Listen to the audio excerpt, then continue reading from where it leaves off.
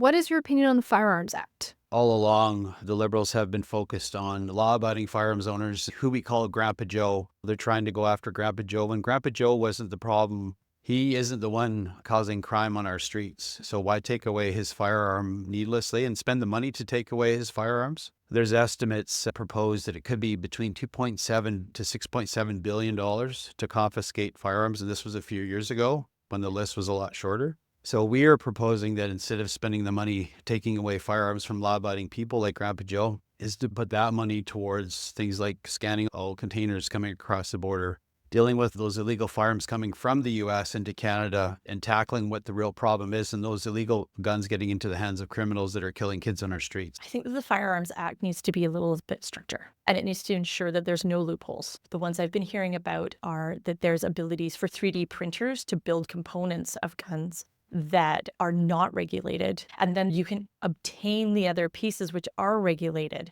but they aren't as strictly regulated because those missing pieces are not available or can't be purchased in a public place. We've had guns around for quite a long time. We need to make sure that our Firearms Act is as ready to confront the technological changes of firearms. We need to be really on top of it because we want to make sure that everybody is safe and that you still have access to using your firearms for whatever it is you use them for, that are responsible and safe. It's not very good. Firearms legislation is just that. It's overexpensive. It's very difficult to track. It requires enormous amounts of funding on an annual basis. And that funding increases every so many years because you have more people getting in, and then they have to then pay for all their forms, and they have to do this and they have to do this. We want to get rid of all of that. If we get rid of the entire Firearms Act as it is and bring in a whole new one that basically just zooms in or prioritizes legal gun ownership, period. You are approved for it one time and you're approved for life.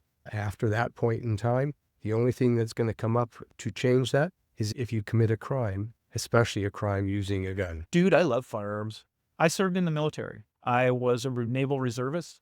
I fired all of the finest weapons that Canada can produce and acquire. I think that firearms are very important, especially in a rural setting. Now, do you need an AR-15?